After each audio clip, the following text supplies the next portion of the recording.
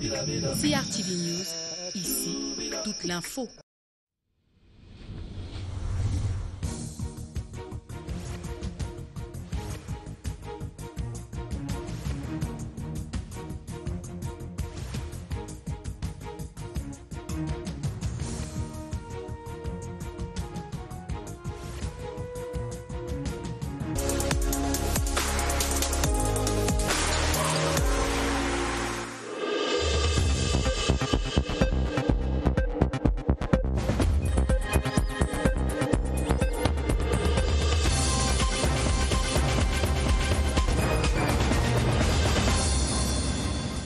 Bonsoir, bienvenue au 20h30 de ce dimanche 15 novembre 2020.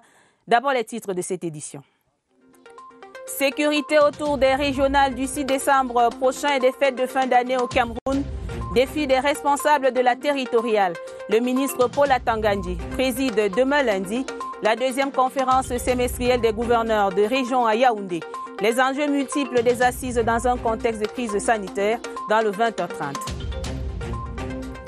En 18 de synergie africaine contre le sida et les souffrances, jour anniversaire de l'organisation non gouvernementale demain lundi 16 novembre 2020, le 20h30 évoque le souvenir du premier sommet de cette institution avec en vitrine les bons points de l'initiative mobilisatrice de la première dame Chantal Biya.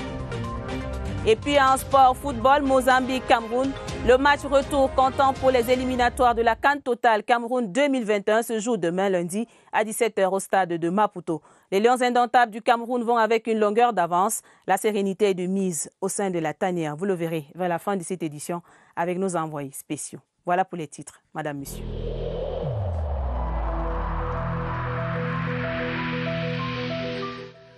Il est essentiel que les mesures qui ont été indiquées soient absolument respectées par chacun de nous. Lavez-vous régulièrement les mains à l'eau et au savon ou à l'aide d'un gel hydroalcoolique. Restez à au moins 1 mètre de distance des autres personnes, surtout si elles toussent, éternuent ou ont de la fièvre. Si vous avez de la fièvre, de la toux ou des difficultés à respirer, consultez un médecin.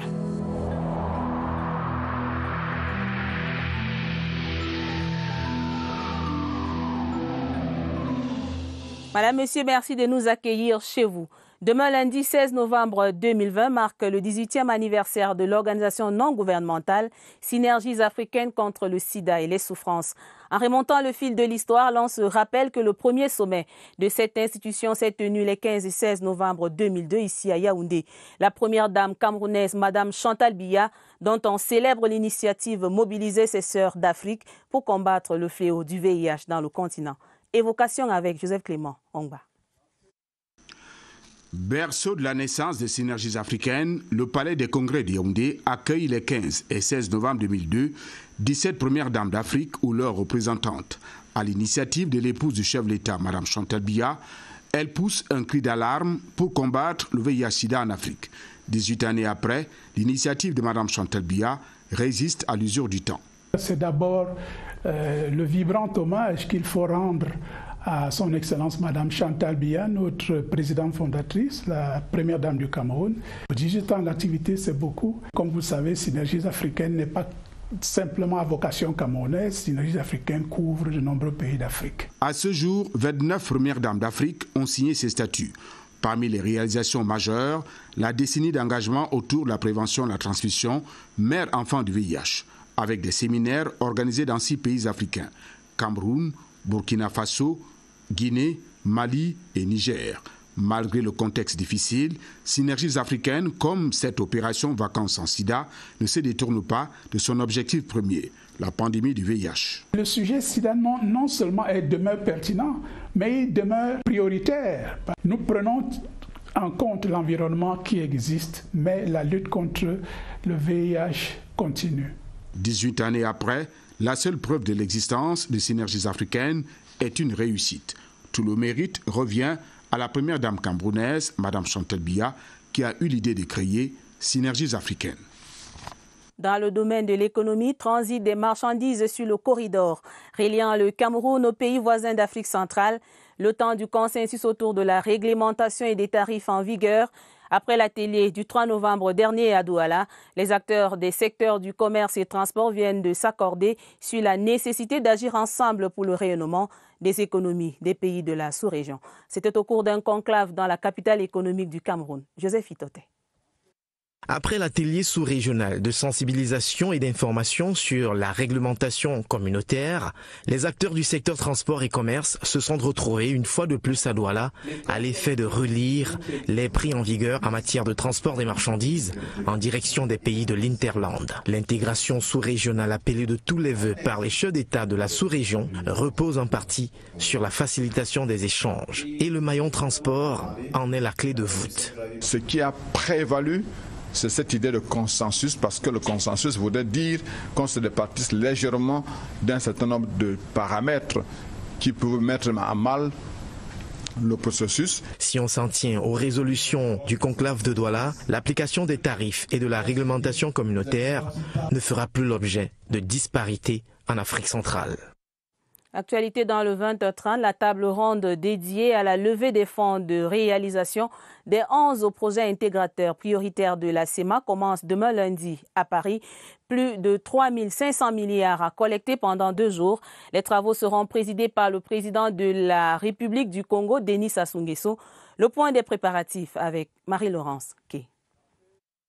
Près d'un an après le sommet extraordinaire du 22 novembre 2019 à Yaoundé, les pays de la communauté économique et monétaire de l'Afrique centrale rencontrent les bailleurs de fonds à Paris pour le financement des 11 projets intégrateurs prioritaires. Pendant 2 jours, les 6 pays de la CEMAC vont tenter de mobiliser 3 500 milliards de francs CFA pour la construction des projets d'infrastructures devront approfondir l'intégration physique et commerciale de la sous-région. Lorsque l'on voit les travaux antérieurs, les discussions déjà en cours avant l'ouverture même des travaux, nous avons foi que nous pourrons lever ces fonds. Les résultats ont d'ores et déjà été engrangés. Outre la participation attendue de plusieurs bailleurs de fonds, le projet intégrateur d'interconnexion électrique Cameroun-Tchad a vu son financement déjà bouclé. Le financement de la construction du 2e campus à Ouesso de l'Université Inter-État est bouclé également. Manque plus que le financement du plateau technique qui constitue 50%. Nous l'avons dit en titre, Madame, Monsieur, dans la territoriale. La 2e conférence semestrielle des gouverneurs s'ouvre demain à Yaoundé. Les travaux qui seront présidés par le ministre de l'administration territoriale, Paul Atangandi, se tiennent à la veille des élections régionales. Et au moment où la Covid-19 touche le milieu scolaire, il y a aussi l'approche des fêtes de fin d'année. Les enjeux sont multiples. Augustin Guizana. Le renforcement du dispositif sécuritaire et sanitaire s'impose dans toutes les 10 régions au regard du développement de l'actualité ces 6 derniers mois au Cameroun. Les terroristes sécessionnistes ont refait parler d'eux dans les établissements scolaires dans les régions du nord-ouest et du sud-ouest où la rentrée avait pourtant bien démarré. Nous avons constaté avec satisfaction que l'activité économique, administrative et sociale reprend progressivement dans l'ensemble des unités administratives de la région. Les activités économiques sont menées sans difficulté particulière. La sécurité est assurée. À Yaoundé, des actes terroristes sans perte en vies humaines ont été enregistrés, illustrés par des détonations des engins explosifs improvisés. La criminalité urbaine est montée d'un cran à Douala avec le phénomène de microbes. Tous ceux qui veulent faire le banditisme rencontreront sur leur chemin la force de la loi. Dès le 21 novembre 2020, la campagne électorale en vue de l'élection des tout premiers conseillers régionaux débute sur l'étendue du territoire national. Autant de défis sécuritaires et sanitaires interpellent les patrons des régions. Au-delà des rapports sur la situation de leur région, les gouverneurs feront des propositions, mais aussi recevront des instructions du ministre de l'administration territoriale. L'objectif est de vivre une année scolaire sans Covid-19, d'organiser l'élection des conseillers régionaux et des fêtes de fin d'année en toute sécurité. Et cela demande une synergie d'action et de discipline entre autorités administratives, population, forces de défense et de sécurité. Lutter contre le désordre urbain et trouver des stratégies de modernisation de la ville de Yaoundé. Tels sont les défis du maire Luc Messi à Tangana qui échangeait avec les populations au cours d'une tournée à travers quelques arrondissements de la cité capitale du Cameroun. Michel Renaud, Oranja. Occupation anarchique de la voie publique, l'insalubrité par endroits sont quelques réalités observées dans la ville de Yaoundé. Des questions abordées par Luc Messia Tangana, le maire de la ville, au cours de sa descente dans les communes d'arrondissement de la capitale. C'est le cas ici, à la mairie de Yaoundé 2, où les questions liées aux constructions anarchiques ont été abordées au cours des échanges. Comme il a dit, il est non seulement le maire de cette commune, mais également le maire de toutes les communes de la ville. Nous saluons vraiment cette initiative et il a eu à faire des recommandations. À Yaoundé 5, le maire de la ville a présenté son plan d'embellissement tout en sollicitant l'accompagnement des populations. L'action de lutte contre l'insalubrité dans la commune de Yaoundé 5 va s'étendre. Nous avons déjà engagé la construction des toilettes publiques dans des carrefours. Nous en sommes à la 3e. Et nous allons continuer parce que la vision de Yaoundé 5, c'est de doter chaque carrefour des toilettes publiques. Cette descente s'est poursuivie à Yaoundé 6, où le maire de la ville est allé soutenir le projet d'hygiène et de salubrité engagé dans cette commune d'arrondissement. Parlons religion à présent, les responsables de l'Église évangélique du Cameroun appelés à la réconciliation, message du coordonnateur principal de la paroisse de Kolndongo 2 ce dimanche à Yaoundé.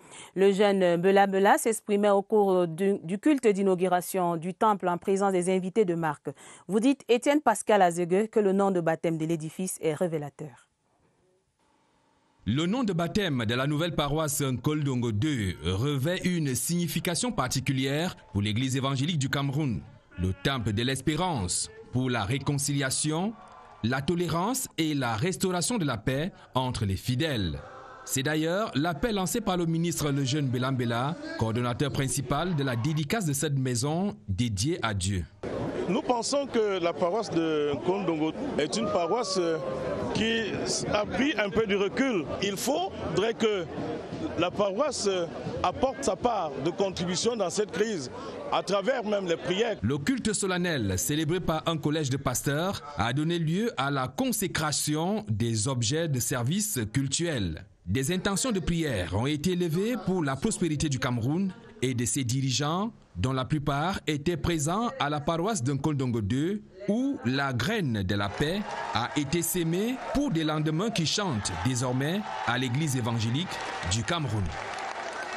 Dans la même veine, la paix, l'unité et le vivre ensemble au centre des préoccupations de l'Union chrétienne des jeunes de l'Église évangélique du Cameroun. Révélation faite au cours d'un congrès tenu dimanche dernier à Douala, assise en présence des autorités administratives du littoral et marquée par un culte interreligieux. Christelle Fouda pour les détails. Vivre ensemble dans un Cameroun uni et fier de sa diversité, c'est l'essence du symbole brandi, puis remis aux autorités de Douala par l'Union chrétienne des jeunes de l'Église évangélique du Cameroun. Comme un seul homme, ils ont fermement condamné le massacre des élèves perpétré le 24 octobre dernier à Kumba. On a fait presque la tournée dans tout le Cameroun, où on a prôné ce vivre ensemble. Chaque acteur doit intervenir pour la paix dans notre pays et le vivre ensemble. Toujours soucieuse du bien-être de son prochain, l'association chrétienne de cette église a octroyé des dons en nature et en espèces aux personnes vulnérables des 10 régions du pays. Communion qui s'est soldée par un culte interreligieux qui a mobilisé personnes, élites et autorités issues de toutes les couches sociales. Toujours en religion, 50 ans d'évangélisation, ça se célèbre. L'Institut Tyrannus, engagé dans la formation spirituelle, organisait à l'occasion un moment d'adoration pour le chemin parcouru. Histoire d'un chemin de croix au service de l'homme, un reportage de Cyril Kingé, BP. C'est un temple Adna aux couleurs de l'Évangile qui accueille du beau monde. Tout ce peuple venu célébrer l'engagement d'un homme consacré au service de l'homme. À 50 ans, j'ai l'impression que je viens à peine de commencer, mais en même temps, je suis heureux, très épanoui. Je pense qu'il fallait justement pas fêter cela dans une chambre. Il faut donner l'occasion aux autres également de s'arrêter pour faire un peu le bilan de sa vie. Est-ce qu'on en est fier? Si on n'en est pas suffisamment fier, comment rectifier le tir? Occasion pour les intervenants de rappeler la place de la formation pour la reproduction des disciples. Nos enseignements et notre formation sont fondés sur des principes qui sont puissants, parce qu'ils sont bibliques. Quand vous les croyez, ils deviennent réels dans votre vie. Bâtir la famille et la nation est le but ultime de l'action de ces soldats de l'évangélisation.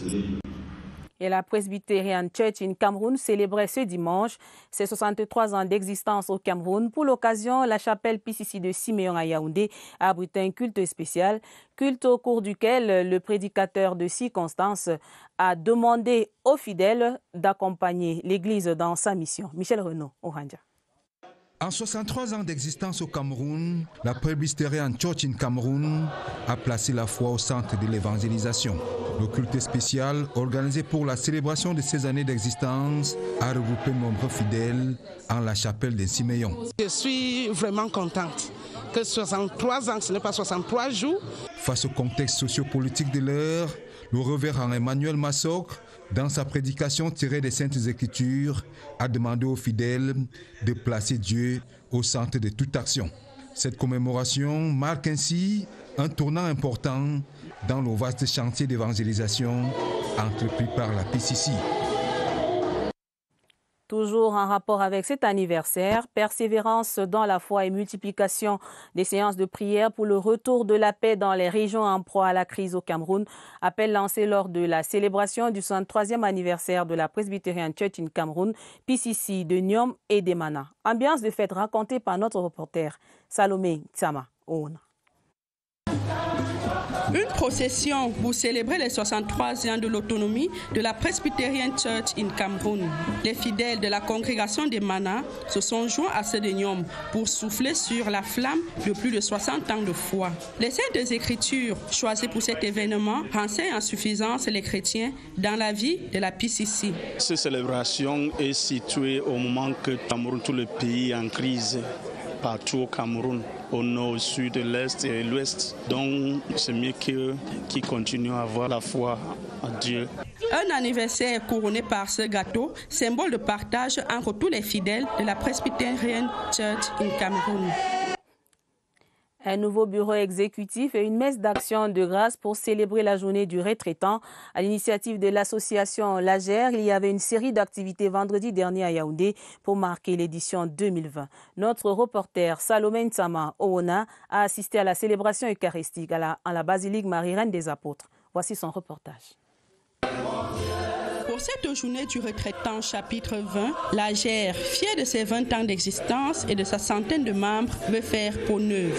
L'association Génération Retraite, c'est une association qui regroupe toutes générations confondues, les anciens du collège de la retraite, dans l'idéal de promouvoir la solidarité, le développement et puis l'amitié. Et la messe d'action de grâce qui ouvre à la rencontre donne le ton. Le prêtre célébrant exhorte les Agirois à mettre la foi, le travail et la discipline au centre de leurs activités. Des valeurs indispensables à la réalisation des projets en cours, désormais confiés au nouveau bureau exécutif. Dans des orphelins, dans des orphelinats, il y en a un que nous avons déjà choisi et pouvoir faire en sorte qu'eux aussi, ils aient accès à la scolarité du collège de la retraite. Nous avions des champs communautaires, nous avons commencé à implémenter l'élevage biologique. Des retrouvailles dans une ambiance bon enfant, conforme en tout point à la devise de la GER.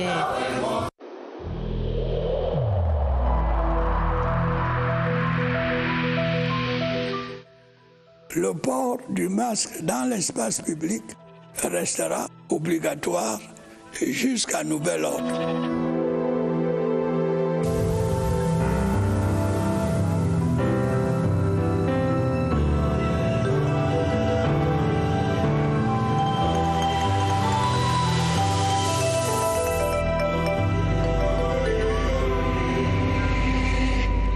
Vous suivez le 20h30 sur la CRTV. Madame, Monsieur, de votre attention, merci. La lutte contre le coronavirus à présent, suite de la 4e tournée des régions ce soir, arrêt dans le littoral. Là-bas, les autorités sanitaires mettent en place des stratégies pour convaincre élèves, étudiants et enseignants à un retour au respect des mesures barrières dans un contexte de réticence. Voyons comment cela fonctionne dans cet entretien mené en visioconférence par notre reporter au Centre des opérations des urgences de santé publique. Bonsoir Évariste Yenga.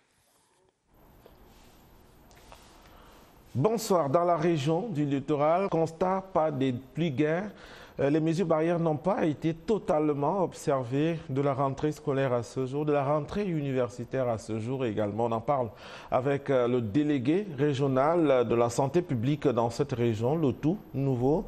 C'est le docteur Albert Mambo. Il est notre invité. Bonsoir docteur. Bonsoir.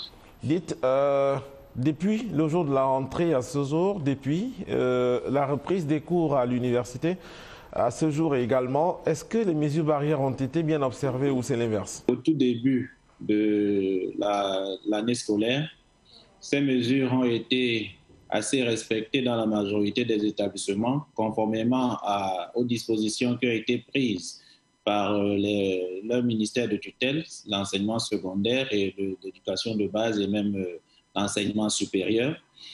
Malheureusement, au fil des semaines, nous avons observé un certain relâchement dans certains établissements de la place. Et nous avons pu constater que certaines mesures barrières étaient de moins en moins observées. Maintenant, on imagine que vous devez être dans une phase active, celle de pouvoir ramener les populations, celle de pouvoir ramener les étudiants et les élèves aux bonnes mœurs. Qu'est-ce qui est fait concrètement pour qu'on arrive donc finalement, par exemple, à porter le masque, à laver les mains et autres? Nous avons, sous la direction de M. le ministre de la Santé publique, mis sur pied un certain accompagnement auprès des établissements scolaires avec la collaboration de leur ministère de tutelle, bien sûr, des représentants de ces ministères dans la région du littoral, notamment en mettant sur pied un système de riposte au niveau de ces établissements scolaires-là, à travers un point focal que chaque établissement est censé avoir. Et nous les formons de telle sorte qu'ils puissent bien suivre le respect de ces mesures barrières, aussi bien pour les enseignants que pour les élèves, mais aussi à savoir lancer l'alerte en cas de suspicion d'un cas ou bien d'une situation qui soit suspecte. Voilà un peu le système que nous sommes en train de mettre sur pied et nous pouvons dire qu'aujourd'hui, il avance assez bien. Merci à vous d'avoir accepté notre invitation. Le ministre de la Santé publique le rappelait il y a quelques jours, la nécessité de continuer d'observer les mesures barrières. Ça, ce sont des mesures conservatoires et sont préventives pour éviter une deuxième vague éventuelle du coronavirus Covid-19. À vous le plateau. Merci Évariste Eyenga pour ces détails. Très belle soirée à vous. Dans la suite du 20h30, les filles et fils de Bipindi et le Lodov dans l'océan, région du Sud, raffermissent leur lien de solidarité. Il y avait assemblée générale ce week-end à Kribi. Le président de l'association des ressortissants de Bipindi, Joseph Emmanuel Bahana, appelait tous les membres à contribuer aux actions de développement de leur localité. Les précisions de Dieudonné Noaha à Kribi. Cette assemblée générale des ressortissants de Bipindi et de Lolodov tenue à Kribi a connu l'installation de l'antenne Arbilo de cette ville et également à l'ordre du jour une grande réflexion pour adopter des stratégies pouvant permettre de mieux promouvoir la fraternité, la solidarité et le développement de leur localité. Notre credo sera de rameuter le plus grand nombre de nos frères et sœurs, des filles et fils des deux arrondissements. Créée en 2018, l'association des ressortissants de Bipindi et de Lolodov, Arbilo, dans le département de l'Océan, région du Sud, n'a cessé de multiplier les actions de charité et de développement. C'est le principal défi. Nous envisageons de mettre à ériger à Bipindi et à Lolodov des centres multimédia. Nous avons la chance d'être écoutés par l'élite, par nos aînés. Se regrouper pour porter et promouvoir le développement local de notre pays. Une initiative louable. La communauté musulmane de Kolkondi dans l'arrondissement de Yaoundé 5 a un nouveau chef. El Hadj Ousmane Dawai a été intronisé ce 14 novembre 2020. C'était en présence de Mohamedou Moustapha, secrétaire général adjoint de la présidence de la République. Christelle Fouda. Fantasia Télo-Septentrion sous le ciel de Yaoundé 5. El Hadj Ousmane Dawai présidera désormais aux destinées des populations et de la communauté musulmane du bloc 7 en Kolkondi. Intronisation suivie de bout en bout par des personnalités, au premier rang desquelles le secrétaire général adjoint de la présidence de la République. Vos sujets, vos supérieurs respectifs, vos collègues, tout le monde attend. Et nous sommes tous sûrs que vous allez réussir parce que vous avez tout toutes les qualités requises. Adoubé par ses pairs venus de tous bords, El Hadj Ousmanou Dawai se dit engagé à veiller au bien-être de ses administrés. Le développement de ce quartier, c'est le défi que j'ai à relever ici. Nous allons recenser les musulmans et les faire comprendre que la religion est avant tout. Âgé de 48 ans, le natif de Mokolo et député de la nation est marié et père de plusieurs enfants. Nécrologie dans le 20h30, Joseph Roland Mata, élevé au grade de commandeur de l'Ordre national de la valeur à titre posthume. Les obsèques du président de la Chambre d'agriculture, ancien sénateur et ancien membre du gouvernement ont eu lieu hier samedi 14 novembre à Zulabot par Yokadouma. C'était en présence de diverses personnalités au rang desquelles le gouverneur Grégoire Vongo de l'Est, représentant personnel du chef de l'État, Oswald Modou. À la terre de ses ancêtres, il est retourné, mais au-delà de Zulabot et de la région de l'Est, c'est le Cameroun qui perd en Joseph Roland Mata, une illustre personne. Ses qualités et son parcours lui valent d'être fait à titre posthume commandeur de l'Ordre national de la valeur. Et c'est le représentant personnel du chef de l'État qui s'y colle. La disparition de Joseph Roland Mata devrait parler à tous ceux qui l'ont connu, dira l'évêque de Yokadouma. Des hommes comme lui sont rares. La douzaine de témoignages de circonstances ne tarit pas de qualificatifs. Au-delà de sa générosité, on le décrit disponible, humble, serviable, solidaire, militant, intrépide. Un père modèle. C'est l'héritage que je pense qu'il laisse, qui est celui de la générosité, qui sera difficile à supporter, difficile à combler. Il faut pérenniser cela parce que c'est ça qui nous permettre de voir Dieu. Le message du chef de l'État couronne les éloges. Sa stature et son entre-gens lui valent les ultimes hommages d'une foule disparate. Avec en première ligne le gouvernement, le Sénat et l'Assemblée nationale, mais aussi la CAPEF. L'ultime parade sonne le glas. Joseph Roland Mata est conduit à sa dernière demeure, laissant derrière lui un grand vide. Repos éternel. En culture, Zailou Hava est dans les bacs dès demain lundi. Celui que l'on surnomme le George Benson africain revient avec un album de 15 titres intitulé Cameroun Everlasting. Il s'agit de reprises standards du patrimoine musical camerounais comme Manu Dibango, Jean Bikoko ou Tala André Marie. Tourné à la sauce du progressif Afro-Jazz, son rythme dédié. Quelques notes glanées en exclusivité mondiale de cet album, c'est avec Serge Atangana Bisso. Ici, l'original, que vous connaissez, que certains adorent. Et là, la reprise, comme un fleuve d'émotions musicales qui nous ramène 30 ans en arrière. Zailou Hava nous fait le coup d'un inépuisable répertoire camerounais. Les anciens revivent par ses doigts enchantés. C'est 15 titres, parmi lesquels 12 reprises de standards de la musique camerounaise. Manu Dibango, Roosevelt, Jean Bikoko, Etoubagna, je ne les ai pas tous cités. C'est quoi le projet? Préserver son patrimoine, célébrer ses anciens, ses aînés, qui ont quelque part formé notre identité musicale. Bien entendu, de Jacob Mjomensom, plus loin encore dans le temps. Bien entendu, travailler dans le confinement de Paris, un autre défi. On a travaillé à distance avec le réalisateur, on a travaillé par téléphone, par ordinateur. Voilà, c'était pas évident, mais on l'a fait. Ceux qui sont vivants, comme Ekambi Briand ou Eko Roosevelt, apprécieront. Pour les autres, partis plus tôt, des larmes de nostalgie nous verseront. Parution de l'album, lundi 16 novembre, pour un 2020 moins triste sur la fin. En sport football, veille de match pour les Lions indomptables, la sélection camerounaise affronte les Mambas du Mozambique demain lundi dès 17h à Maputo. Vincent Aboubakar et ses coéquipiers descendent dans l'arène dans le cadre du match retour des éliminatoires de la CAN 2021. Malgré quelques intimidations à l'accueil, les Camerounais restent d'attaque. Germain Noël Essengue, envoyé spécial de la CRTV à Maputo. Voici le stade national des Impeto de Maputo.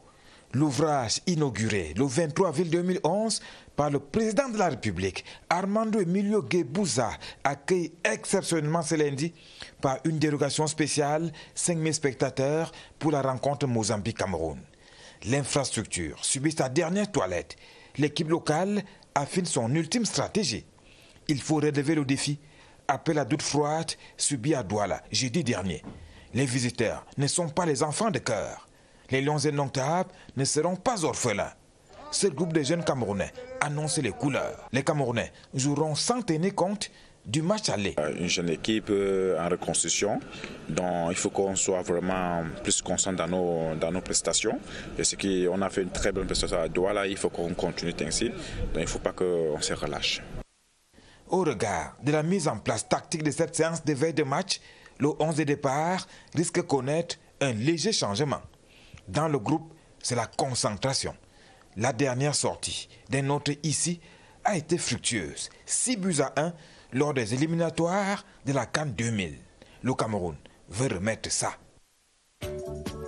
Fin du journal préparé avec la collaboration de Joël Igor Abanda et Rosine Manga.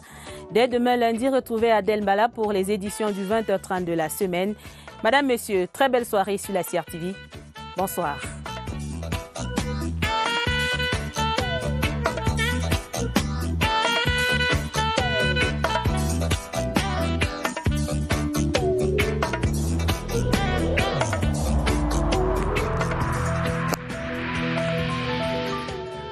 Évitons de stigmatiser ceux qui sont atteints par la maladie.